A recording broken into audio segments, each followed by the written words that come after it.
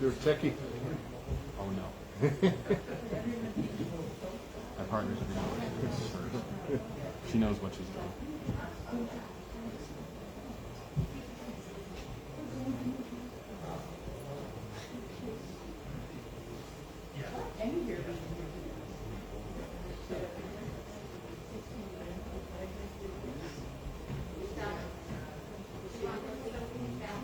That'd be good. We can tell folks who come in late, hey, go grab one in the back and so on.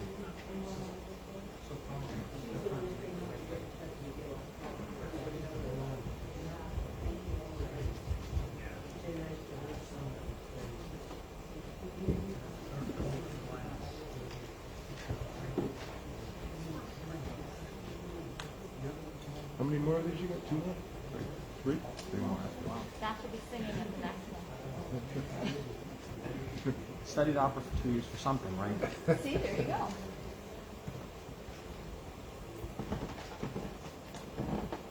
I don't think they've written any great songs about infrastructure plans. I gotta look that up. We can make something up.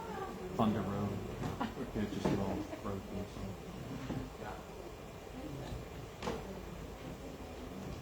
Well, you know by heart by the third one, huh? What was your second one? We added slides. That's what's going to throw me off. We're going to get to the slides. Okay. I think we're going to one slide, and all of a sudden we're going to have to totally re-navigate. For those of you who are watching online, we'll be starting in just a minute.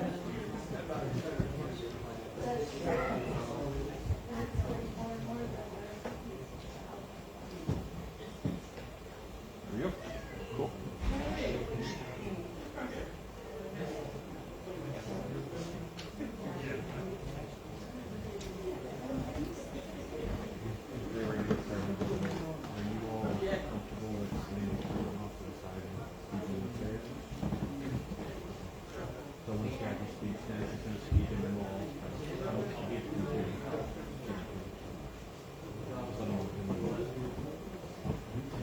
You can take your mask off to speak with Josh? I studied opera for 2 years for something. I can project. Oh, no worries about me. All right. Someone else needs to do it. It's pretty small space. The sound shouldn't be too bad.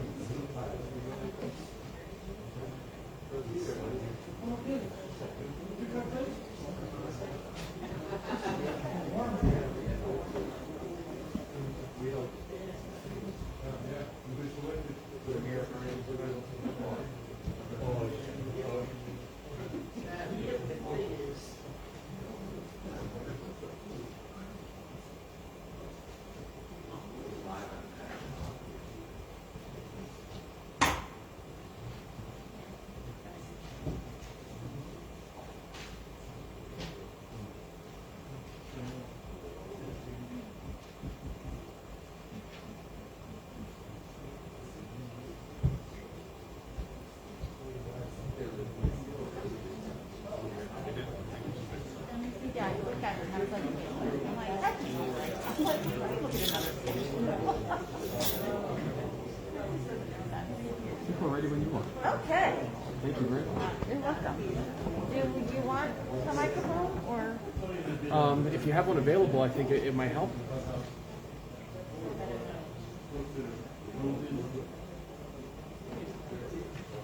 Can you hear me? Yes. Welcome, everyone. My name is Jackie Hall, and I'm the pastor here at Winchester Center Congregational Church. I send you greetings, and I'm so thankful that you are all here. Before we get started, in case you need it, the restrooms are straight back here. There's one on the left and one on the right, all the way back. So if you need that, it's there. I also just want to thank the town and Josh for asking to have this meeting here, because we are the church that founded the town in 1771, and the buildings were called meeting houses. And the reason they were called that is because they weren't just for church worship, they were for meeting and for community gatherings and stuff. And so we're doing it again, having our community meet so that we can discuss important things. So thank you for wearing your masks. Thank you for being here, and pass it over to Josh. Or I guess not. Thank you. Good evening, everyone. I'm Dennis Dressel, and I'm a Winchester resident, and I'm also chairman of the Economic Development Commission in Winchester. And I volunteered to introduce Josh tonight. I think we all know the history of Winchester the past several years, where we had really difficult financial problems. We had a treasurer who was, or a finance director who was embezzling money. And then we brought on Bob Geiger, who for 5 or 6 years, he did a great job of stabilizing the finances of the town. And he actually put some money in the bank, and we're in pretty good shape now. So Bob's retired, and Josh started just last April. I've been working very closely with him, and this is our third meeting this week, I think, Josh. We have been together. And Josh is a very talented guy. He's a great communicator, very ambitious, and mature way beyond his years. And he's got many initiatives going on. And living in Winchester Center, I know that everybody is concerned with the roads. I mean, who hasn't hit a pothole on South Road or Newfield? And if we continue the way we're going now, spending money on roads, it would take us about 80 years to get the roads up to par. So Josh, one of his initiatives is working on a plan, infrastructure plan, to hasten the repair of the roads. And he's come up with I think, a reasonable plan. Hopefully we're all going to get behind it. And it'll probably go to referendum, and it's got to pass for it to happen. So with that, I just want to introduce Josh. Great job so far. Well, thanks, Dennis. That was a big lead-in, so I wasn't expecting that. But thank you, Dennis. Thank you, Jackie. Thank you to the Winchester Center Congregational Church for having us here tonight. And it's so wonderful to see so many people here. That's a wonderful thing here in the original meeting house of the town. And I want to talk to you all before we jump into what the 2022 plan is. I want to talk to you about how we got here. So Dennis started to discuss the fact that we've gone through some hardships as a town in the past. And certainly a lot of you who have been here for years and years have seen that in action. And even from as far back as you can remember, you can probably think of some other infrastructure issues that you saw in and around the town. There's been an amount of money, especially in the past 5 years, that's gone into town infrastructure improvements, and things are getting better, and we're going to talk about exactly how much better it's gotten today. But we're now at a transitional point where if we don't really increase the amount that we're investing, that's both money and time and energy into making these improvements, we're not going to see that marked improvement. So we're here today to talk about that. This really kicked off last year in 2021. The Board of Selectmen with the Long Range Planning Committee and I sat down along with other staff members, including we have Bart Clark here, who's with Department of Public Works as a project administrator. We have the Director of Public Works here tonight, Jim Rollins. And we have Bruce Stratford, our former Director of Finance, joining us tonight to speak with you all. In addition to those players who are part of conversations with the Board of Selectmen, we also now have joining us our new Director of Finance, Anne Marie Rowe. So you'll have the chance to hear from everybody this evening who's a part of that staff team. We were asked by the Board of Selectmen, and we made a presentation back in December to articulate what's the current state of the town. And based on where we said we were, the board asked us the question, how do we move forward from here? So that's what this presentation is. We are here to tell you all, give you a suggestion on how we think we should best move forward, what the next step should look like. And I'd like to invite my colleagues to come stand up here and go through the presentation with me. We'll be passing the microphone back and forth a little bit tonight, so I hope that you'll bear with us. I'm going to be over here by the computer, do my best to make sure I'm turning to you and see you all. But I hope you understand we'll just be working with all this text so that you can see everything that we have to show you. Would any of you like to say a couple words? No, I think we can get started on the slideshow. Let's jump in. So as I said, this is a presentation that we're bringing around to a number of different locations in town. So this was first presented to the Board of Selectmen at their regular January 18th meeting, and it was also presented at Town Hall just this past Monday. And like I said, on December 20th, we had an informational session with the Board of Selectmen about the town's infrastructure, the current state of the town's infrastructure.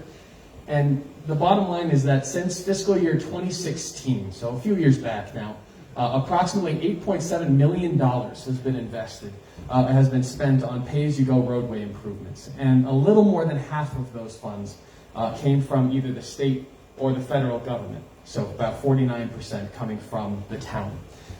Many roads, bridges, sidewalks, and catch basins remain in poor condition, as we've noted here tonight.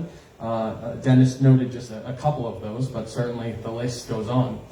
And the Board of Selectmen asked us to prepare this presentation. And here you'll see a visual representation of the difference between where we were in 2016, that's the pie chart that's on your left, and where we were in 2019, that's the pie chart on your right.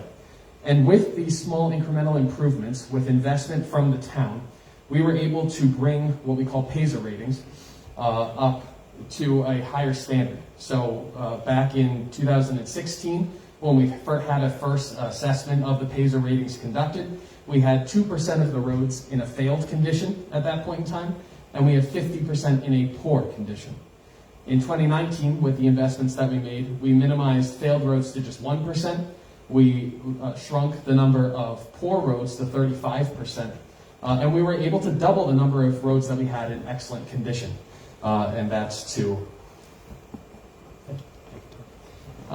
from 4% to 8%. And we have some historic road treatment costs that we want to discuss with you tonight. And I'm wondering if maybe one of our members of the Public Works Office would like to talk to you about the numbers that you're seeing here.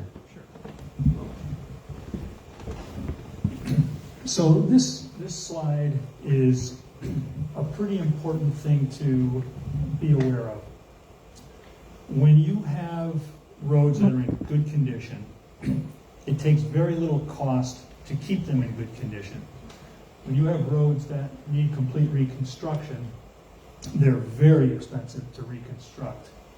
So the goal of the town is to try to get all the roads into one of those lower categories where your cost per mile is low, and stay away from, address them, maintain them, and get them to a point where it's reasonable to expect you can afford to maintain them. Once they fall off the shelf and they hit that reconstruction, line, the cost goes up by a factor of 5 pretty quickly. And so what we're trying to do, we started in 2016 with our road assessment, and the engineer's recommendations were, take a look at this, do what you can to keep the roads in those less expensive areas of maintenance, and maintain the roads that were in good condition. So since 2016, that's really what we've been doing. We've been investing somewhere in the neighborhood of $700,000 a year on average in order to do just that, just to keep those roads from deteriorating to the point that they get crazy expensive. I would say last year we started to work on the roads that have become failed, very poor, or poor. But you don't make much progress on those roads with $700,000 a year. It just eats up your budget, and you don't want to eat up so much on those poor roads that you can't keep doing the maintenance that is really inexpensive. So that's what got us to the point where we're at now. How do we keep the maintenance up, but start attacking, part 2 of the road plan after kind of securing the deterioration of the better roads. Part 2 is move on to the bad roads and start repairing those. So how do we make that transition? And that's what we're here to discuss tonight.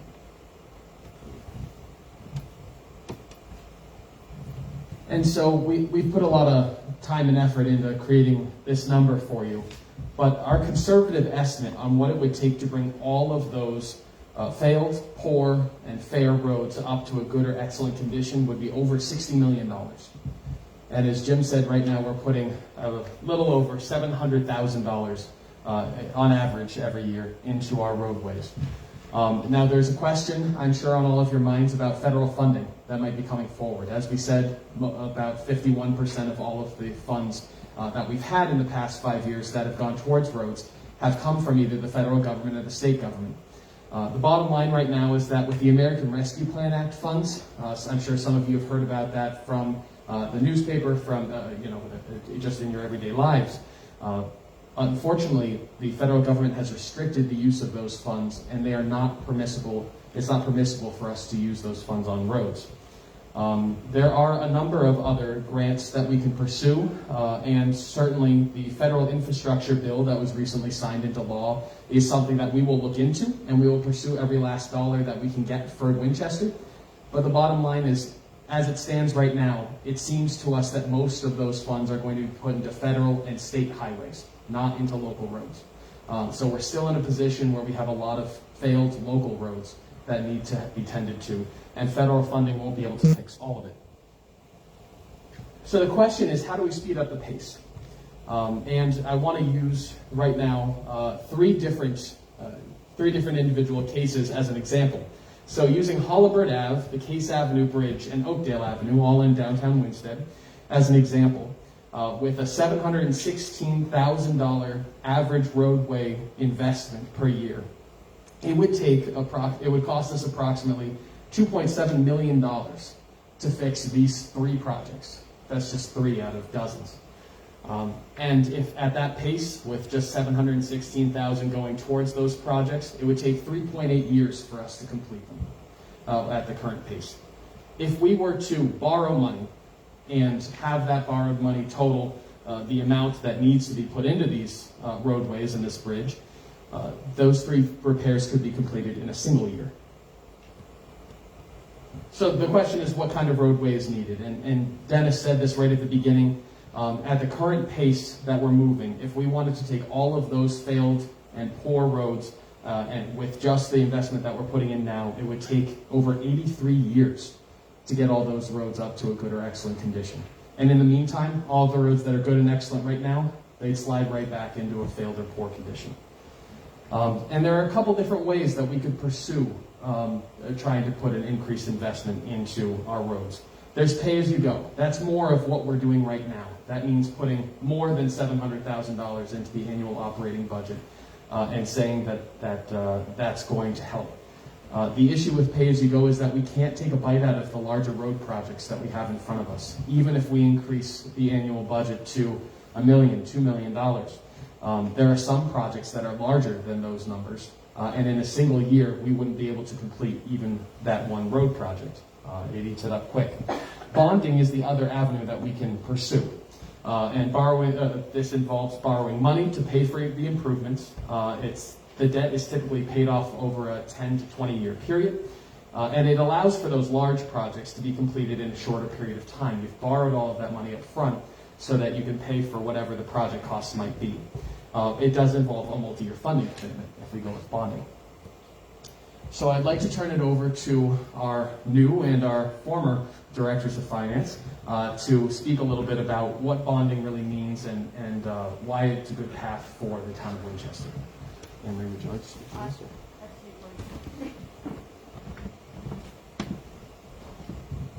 Thank you. So, as Josh mentioned, one of the options here is borrowing some money based on the town's credit rating and making a sizable investment in road repairs in a very short period of time, but using those funds and then paying them back over a 10 to 20 year period. So this allows us to attack the larger projects that we couldn't otherwise do.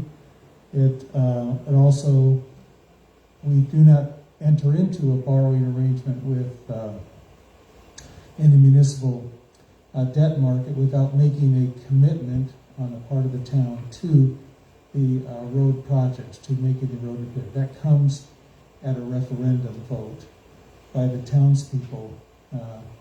And so they have to approve that, and once the town has approved that, then the town is obligated to, when they borrow that money, to spend it only on what was approved at referendum.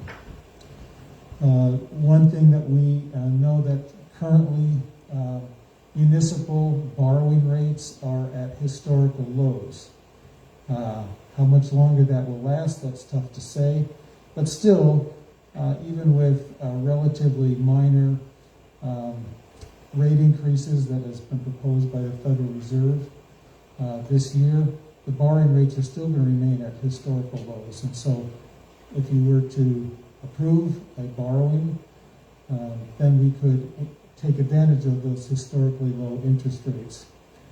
And then this also gives us the opportunity to attack the larger projects and allow the annual town appropriation of the general fund towards the highway department for road repairs to take care of the ongoing maintenance of the better roads so that they remain in good condition.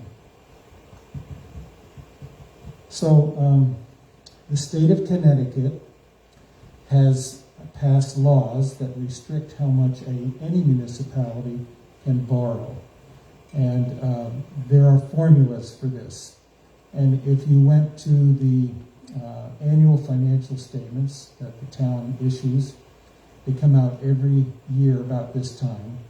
And the fiscal 21 financial statements, that's for the year ended June 30th, 2021, are on the town's website for you to examine. It's over 100 pages, but there is a chart in there that indicates how much the town can borrow within the statutes of the state of Connecticut. And our current statutory debt limit is $54.5 million for general purpose debt. We currently have $6.2 million outstanding. We have $1.2 million on a bond that's going to be paid off relatively quickly in a couple of years.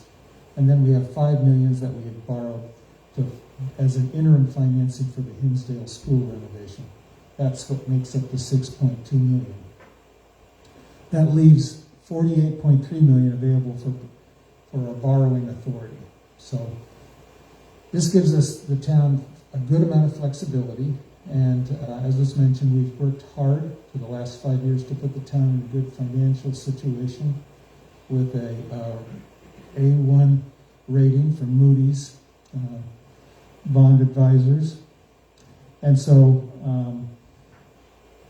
we have the ability to actually tap into this borrowing authority. Now, every year you have to, in your general fund budget, have to provide a certain amount of money for debt service to service whatever debt you have outstanding. That debt service consists of principal payments and interest payments.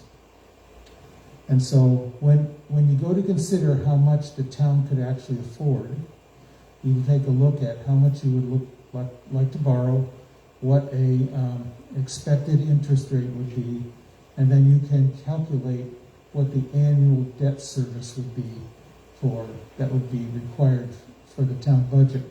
So for example, $10 million of debt borrowed over 20 years at 4.5%, which has been our historical rate of a borrowing rate going back 20 years.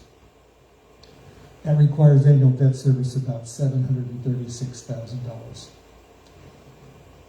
So if we have proposed in this investment or the infrastructure investment plan, borrowing something on the order of $18 million, which is well within our borrowing authority. But if we were to do that, if that were authorized by the town, then at 20 years at 4.5%, that would require annual debt service of about $1,325,000. So that's what would have to be appropriated in every year's budget, general fund budget. It would have to be included in the budget to service that amount of debt over 20 years. I use 4.5% because that's what the town has borrowed, the rate the town has borrowed at in the past. current municipal rates are much lower than that. They're almost half of that. So it's possible that we could end up getting a much better rate than the 4.5%. But just because for Winchester's purposes, historically, that's how those numbers work out. When the interest rate drops, the annual debt service drops slightly, because most of the debt service is paying back the principal. So this is much like a home mortgage, okay? When you start paying the home mortgage, there's, for a 30-year mortgage, there's usually much more interest than there is principal, but for municipal bonds, you're paying a lot of principal with those annual payments. So that's municipal finance 101, I suppose, okay? So that gives you some background of how much, what the ability of the town is to borrow and what the costs, the annual debt service costs would be.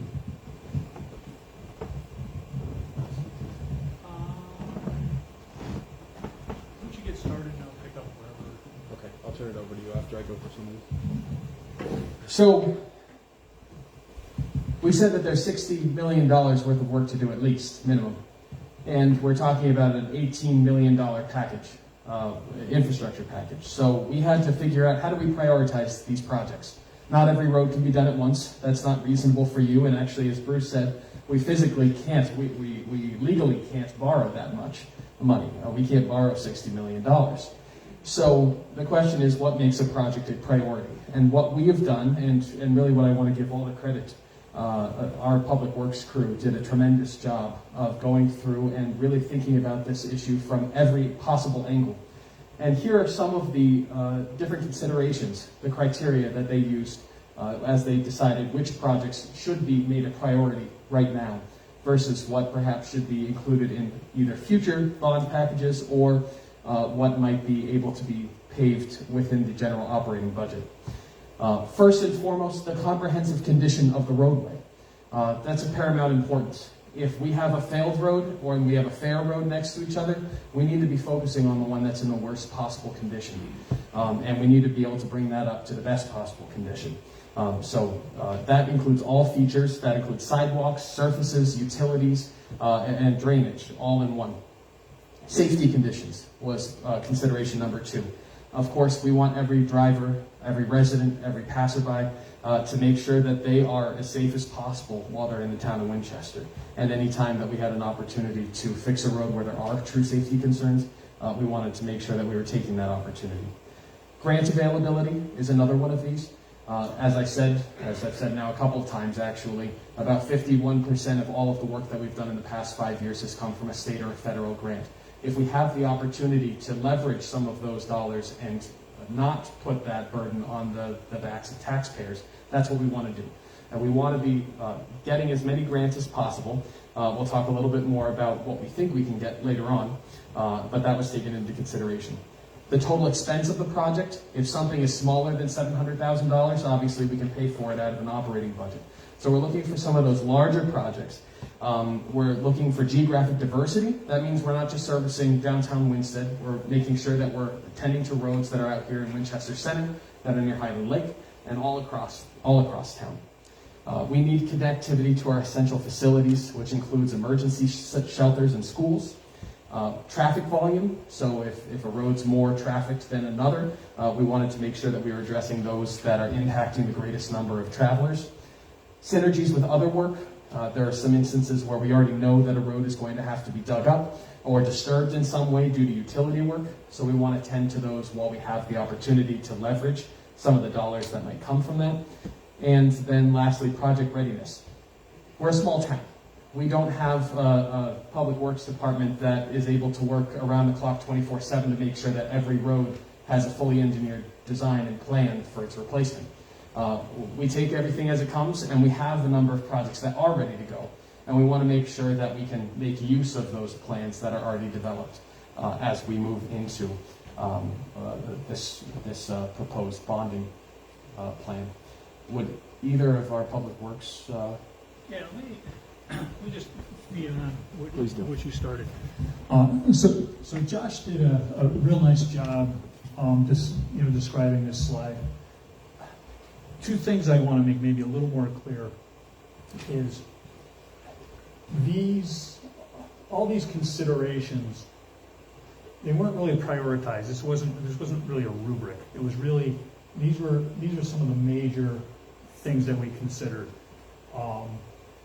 We kind of took all these considerations and kind of shook them all up, and each road required different considerations, so they aren't comparable apples to apples.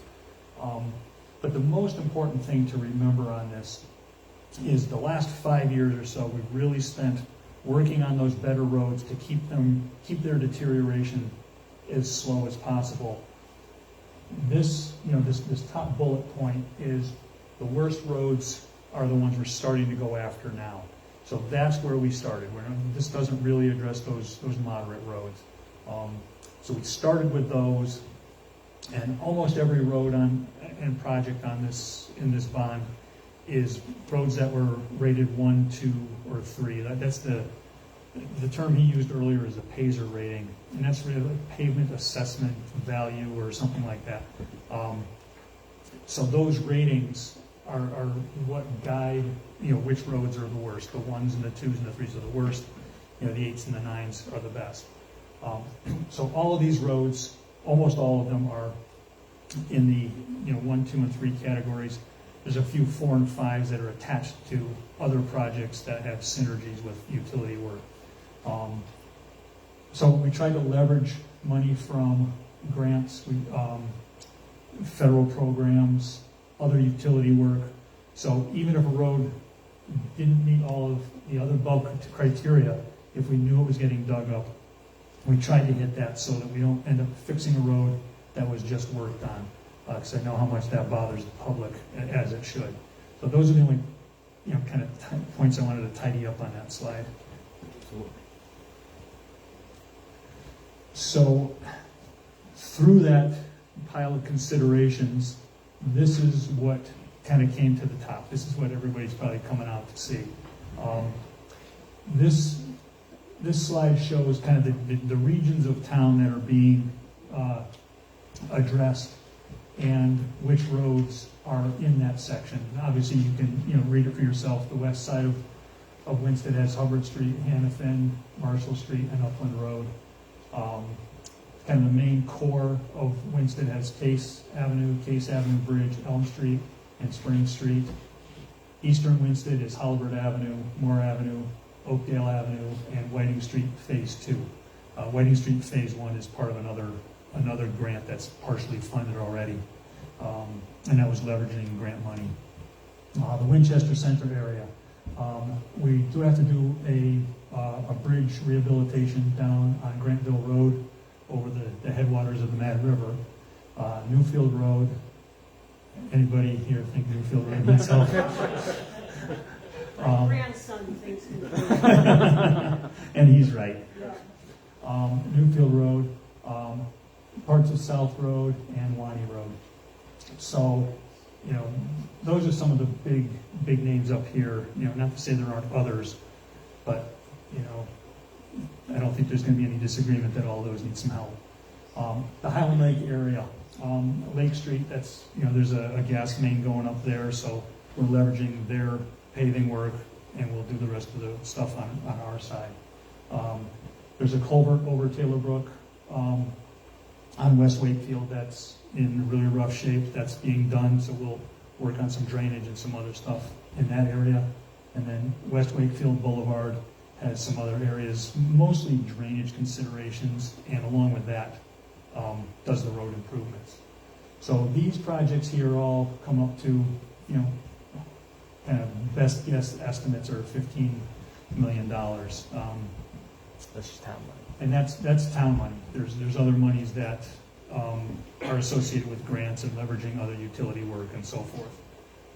So this is one way of looking at it. It's kind of geographically. I think the next slide shows if we were to do these projects, which projects are in which year. So the reason these are in this order is as much about design as it is about priority. We had, I applied for a grant like 4 years ago, 5 years ago, that's just getting ready now. You know, they agreed to it then, but for Halliburton Avenue, it's just matured now. So that's why it's in year one. Marshall Street, we've already done the vast majority of the drainage, so it's ready for the paving now. Case Avenue, there's a water main going in on Case Avenue, so that's going to be dug up. There was a gas main done there, so we're cost sharing the asphalt work with those other two utilities, and we're going to, while it's opened up, we're doing the drainage, sidewalks, that kind of thing. And then Whiting Street Phase 2, Phase 1 is part of a grant. You might as well finish the road. So the reason I went into the detail on year one is because that's illustrative of how we have prioritized these. You know, roads that are going to take a little more engineering or planning are a little further down the list. Some of the stuff we've got, you know, grants for already are further up on the list, or we're ahead of them in engineering, or we're teaming it with other utility work. So again, I don't need to read it all out for you. You can see what's there. And this is just a map representation of the roads that were on that list, so you can see it visually. All the roads marked in orange are work that's included in the bond, and then whatever matching and leveraging we can do with it. The roads in blue are where there's other utility work being done, and those synergies are going to help us out. So you can see we've tried to reach different parts of town and roads that not just the people that live on it travel. That they're kind of more the major arteries where there's a little more traffic, and we didn't get it all right, but we had to start with something, and this is kind of where we ended up. Slide. So, as we said before, the $700,000 that we typically use in a year has to be maintained for the roads that are in good condition. Because if you divert all of your money towards the bad roads, you know how quickly roads deteriorate. If you don't do your crack seal, your chip seal, your hot in-place recycling, your shimming and patching, your drainage, your catch basins, head walls, you're going to deteriorate, and then we're going to be back into that deterioration curve where the roads cost 5 times as much to reconstruct as they do just to keep in a satisfactory condition. So all of these are projects that are non-bonded that still need to be done. And almost all of this is crack seal and chip seal. A very cost-effective way of slowing the deterioration. Any of these monies that aren't used, any of that $700,000 that's not used for this type of work could be tree work. We spent hundreds of thousands in the last couple of years on tree work. Catch basins, drainage, shimming and paving, the list goes on. Road signs, we replaced every road sign in town. So there's no shortage of need. Signs, guide rails, so it eats up $700,000 pretty quick.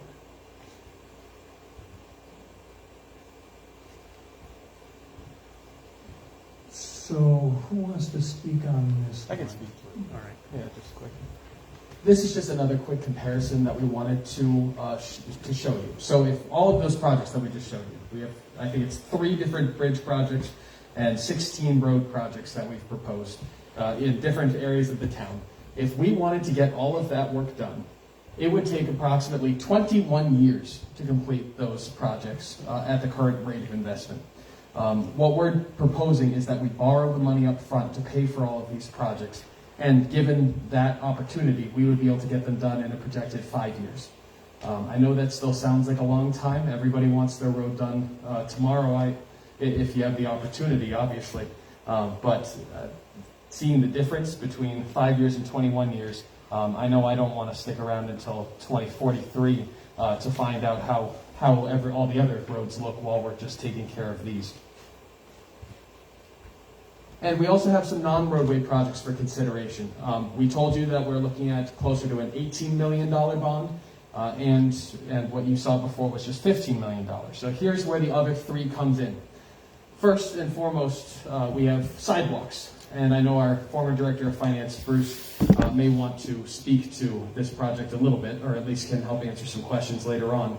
But the town has a number of sidewalks in its downtown corridor that are in total disrepair, that aren't in good shape, and those lead up to things that are emergency shelters, those lead to our schools, and we want to make sure that those are taken care of. So what we're proposing is that, and we've identified specific corridors on Main Street and going up from Main Street to our schools, which act as emergency shelters.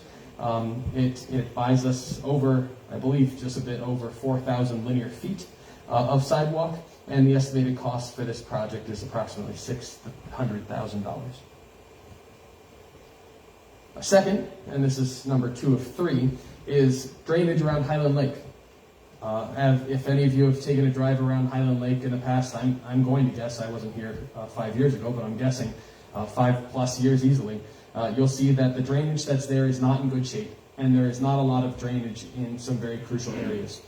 If we want to protect this natural resource, we really need to put some money into making sure that drainage can occur in a way that's environmentally friendly, in a way that's going to keep that water pristine for years to come, and keeping people coming back to Winchester and Winsted over and over.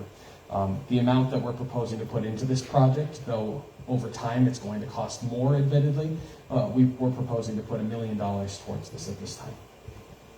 And lastly, we have a ladder truck. And there are a lot of different buildings in and around Winsted especially that are 3+ stories tall, and so the town has to have a ladder truck in order to respond to fires that occur at those buildings. That is something that we need to invest about $1.4 million in. It's a very hefty investment, and we're proposing that because it's such a large number, that it be paid for through a bond, which we're going out to bond possibly in the very near future, given this plan. The current truck that we have has reached the end of its useful life and is in need of replacement.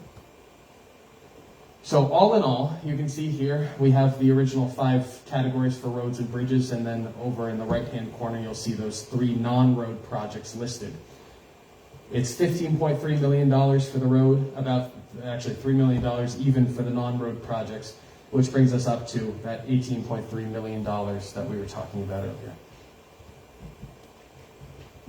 For the impact of the improvements over time, I can turn this back over to either Bart or Jim to talk about where we expect that will be in 2027 if we go forward with this plan.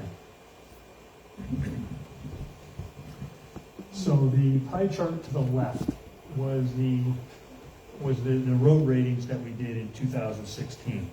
That was the first time we did a real comprehensive look at the roads and really measured them by a set of standards and came up with, a real list of the overall condition of a road.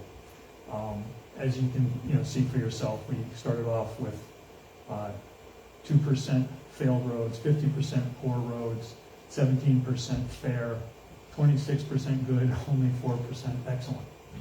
So in the last 5 years or 6 years, with the $700,000 a year that we've been putting into it, we've cut in half the amount of failed roads down to 1%. We've brought the poor roads down from 50% to 35%. The fair roads have gone up from 17 to 22%. The good roads have gone up from 26 to 33, and the excellent have gone up from 4% up to 8%. So that's what we were able to do in 5 or 6 years with $700,000. And mind you, that was the low-hanging fruit. That was the stuff that was relatively easy to get at, stuff we could afford to do. And meanwhile, we were doing routine and preventive maintenance so the better roads didn't fall off the table into the abyss of very expensive repairs.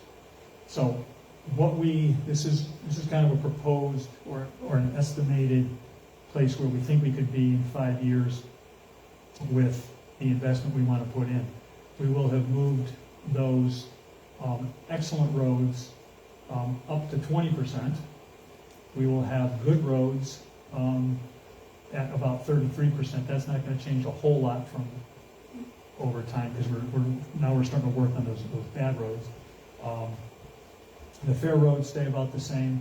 But here we go again, the poor roads, they drop from 35% down to 24%, and the fail roads stay about the same. So we're really working those poor roads and flipping those to excellent.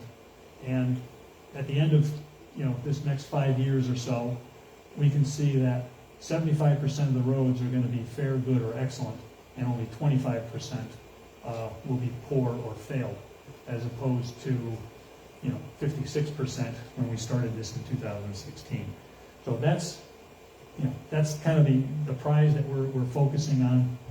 Then of course there'll be more that has to come later, but that's just to give you an idea of where we're heading with the 18 million. And as you can see, we definitely took the low-hanging fruit. We had similar improvements for 8 million as we're looking at for 18 million. So.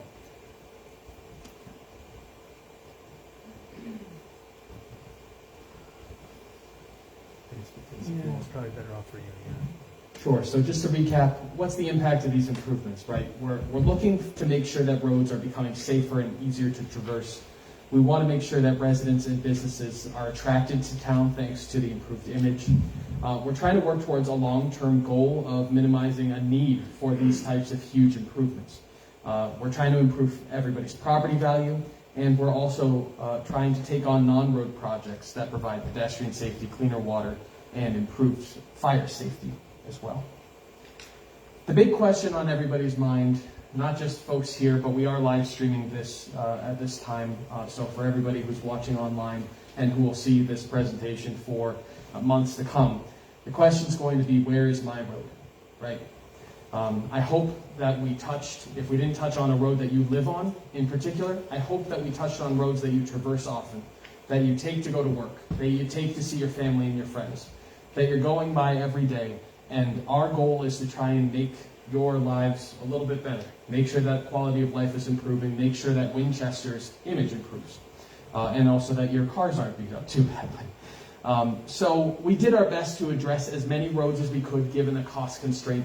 We aren't here to try and place an enormous burden on the taxpayers' backs. In fact, we're here to try and do the opposite. We are facing years of neglect, as we've talked about, and unfortunately we're at a point where larger investment is just what's needed. But we're trying to do that in a reasonable, rational, and moderate manner. Some of the smaller roads that aren't listed here can still be paved as part of the general operating budget. It's something that's been happening over the last several years, and as long as we keep that investment in place, which is our intent and our hope, we will be able to continue to pick off the remaining low-hanging fruit, if there are a couple pieces left to pick, so to speak, with some of those smaller roads, and we'll keep chipping away at the other work as it comes up and as it's needed. Other roads that are large, to be honest, yes, they're going to have to be addressed by future investment plans. And those will have to be discussed and debated at a future point in time. But at this time, we have to start somewhere. And this is the proposal that we want to turn over to you and get some feedback on here tonight. And hopefully answer some questions on too. Would somebody from the Department of Finance like to speak to timeline for borrowing?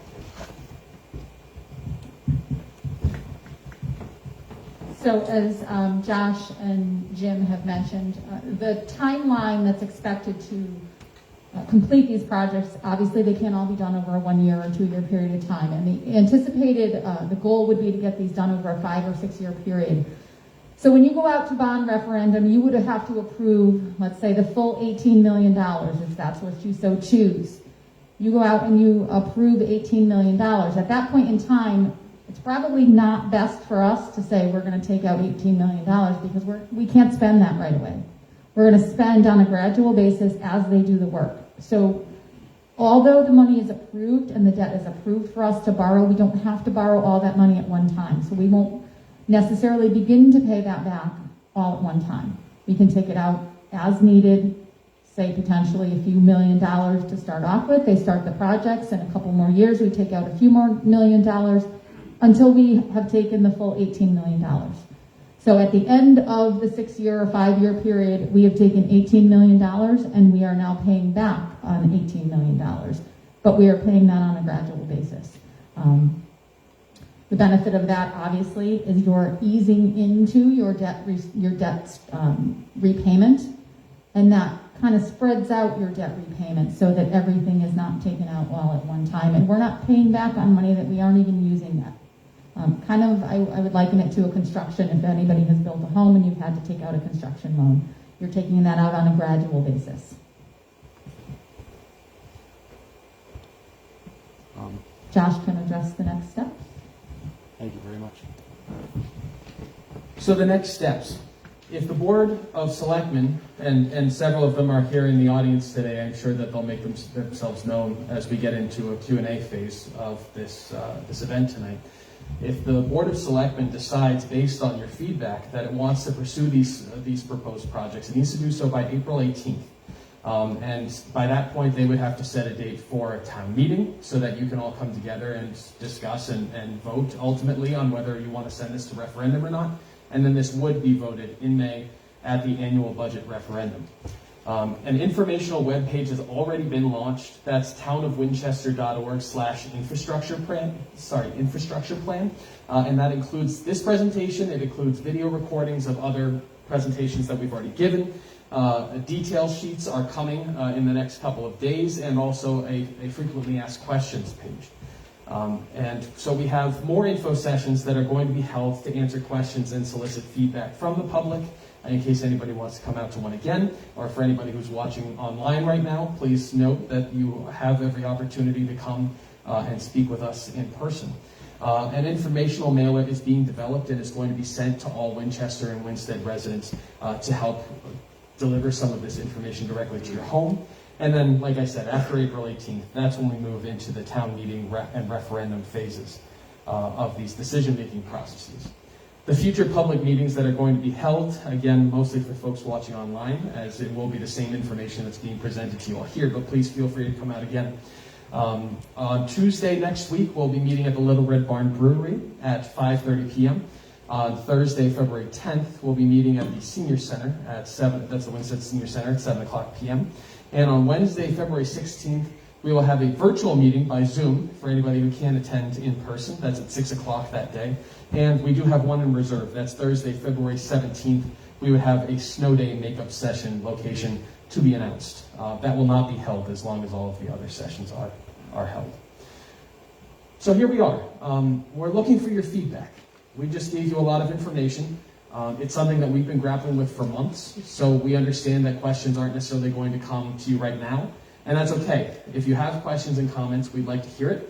And if you have other comments that you'd like to share or other questions that you'd like to have answered, you can email me. I'm going to leave this up, so if anybody wants to take down my email address, or I'm happy to take down your email address and I can email you and have some outreach that way. But now's the time to go ahead and ask your questions and make your thoughts heard. I'll pass the microphone around, and the several of us who are here from the town staff will make sure that we're giving you as much information as we can. We're here to make sure that you're making an informed decision going forward. Yes, thanks. Josh, what would the impact of the mill rate be with this bonding issue? It's a moving target, right? Because every year the mill rate grows, or I shouldn't say the mill rate, the grand list grows by a certain percentage, and that's dependent on the market. I think everybody knows last year the taxes on your car probably went up. The mill rate stayed flat, but the value of your used car increased, and that's just because of market demand. So I don't have an answer for exactly how many mills an increase would be. What I can tell you is that $1.3 million figure, that's what we would need to add to the budget, and Bruce spoke to that a little bit earlier. That's the amount of debt service that we would need to pay each and every year once all $18 million has been borrowed. Certainly, if you'd like to sit down with us at some point, we'd be happy to help calculate out, what if it occurred this year, and we could calculate out a mill rate. But that's the amount of money that we're asking that would be needed as an increase to pay for this plan. And the size of the budget is? The size of the budget, Bruce, it's probably in the $34 million range, if I'm not mistaken. With the schools. With the schools, it's $34 million. Oh, yes. Yes, sir. Oh, at the expense of being somewhat selfish here. We see that within this 5-year plan, we're talking about the roads that are immediately affecting what's Can't going hear. Would you like to speak into the microphone? I'm interested in knowing to what level of quality two of the most immediate roads that would affect most of us in this Winchester Center area, the Newfield and Wani. What level would they be brought up to? Would they be good, fair, excellent? I mean, that's my question. Absolutely. Yeah, that's a very fair question. No, sorry. Would you like to speak to that? Off the top of my head, I don't know all the details. Within the next day or two, we are going to have project information sheets available on the website that show every project and give a description of what's being done. I think there's only 2 that we haven't gotten done yet, so we're kind of waiting to post them all. But Bart, you might be able to answer off the top of your head Newfield and Wani better than I can. Yeah, the Wani Road, the Newfield Road, and sorry, just gets a little loud sometimes. The Wani Road, Newfield Road, and the portion of South Road that's being done is what they call a reclaiming project, where it takes the asphalt and it mixes it into the road base, and we add some more materials. So once we get done with those 3 roads, it's going to be in excellent condition, not good or fair. So it'll be like a new road. So. I got a follow-up question on that. No, those aren't temporary fixes. Those are permanent But fixes. you're not addressing the drainage when you do that, right? Yes, the drainage will be done before that work is done. Now, my concern again, I'm a Newfield Road resident, and I apologize for taking the mask off, but I know approximately 25 years ago, I was told that there was an engineering assessment done of Newfield Road, and at that time it was too close. I get it. 5 years down the road, if you get to Newfield Road, are you going to be able to afford it? The prices are going to go up again. The prices have gone up, Yeah. and we don't know exactly. But you know, with the money that we have, we'll tailor the project still to get as much done as we possibly can with the money that we have available. So it's going to be somewhat of a moving target because everybody knows what the inflation situation is. And construction projects are coming 20-30% higher than what reasonable estimates are. So it's going to be an issue to watch and look for, because it's just one of those crystal ball things that we just don't know right now. So. A little bit that you did on Wani is a little better, no, but it certainly doesn't help that incline, which is terrible. Right.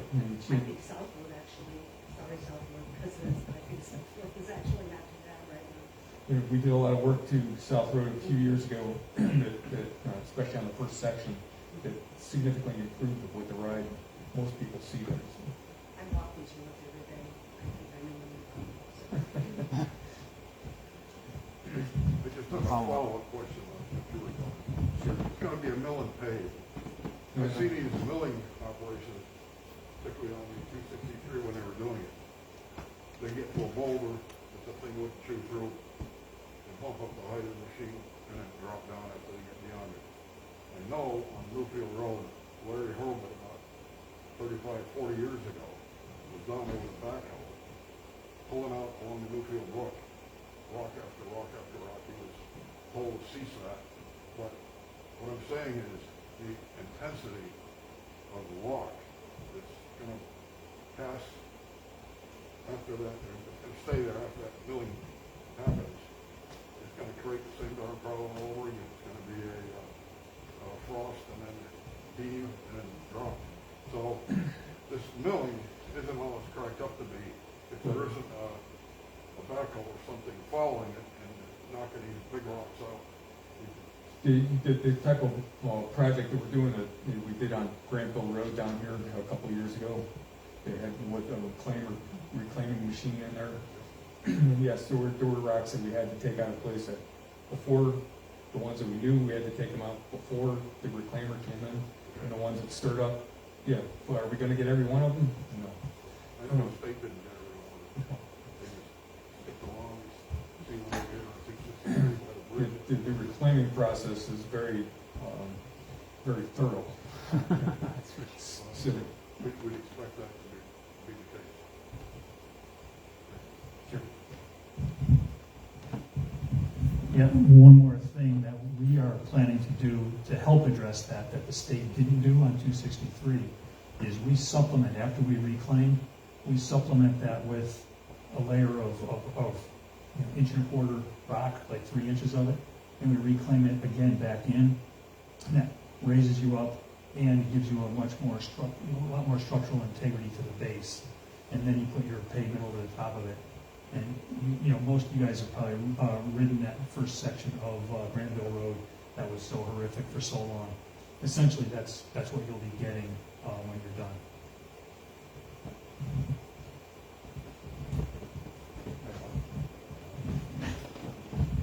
With the scheduling on which these basins are cleaned out, improved, usually it's, I got one in front of my house that's, only took 3 months to fill all the way up to the top with material, and it's not doing its job, and that was after you guys put a new basin in.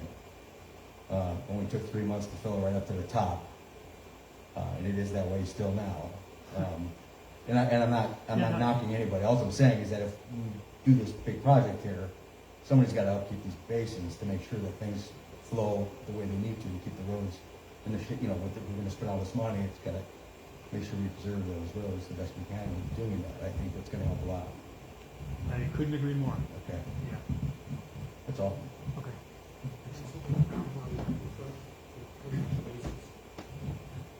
Yeah, just to address that, every basin's got its own idiosyncrasies.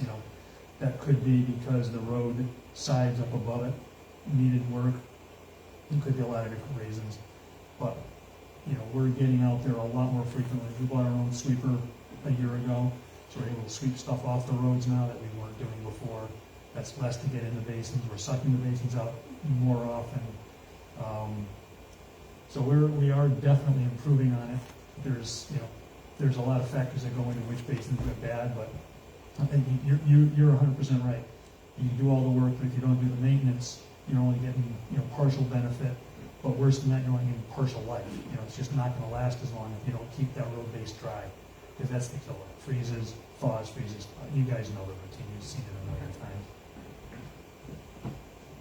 Anyone else?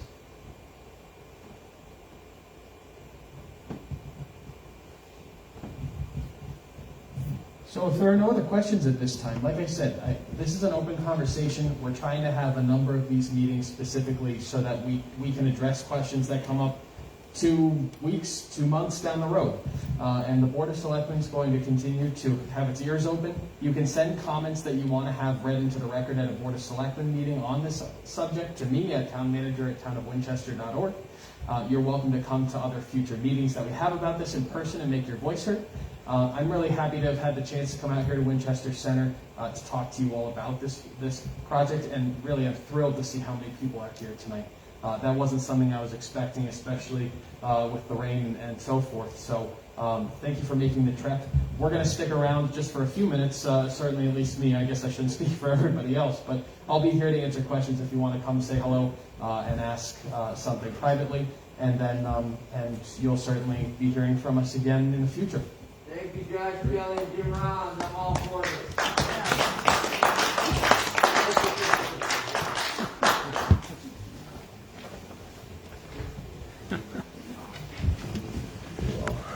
Finish this. Night, everybody.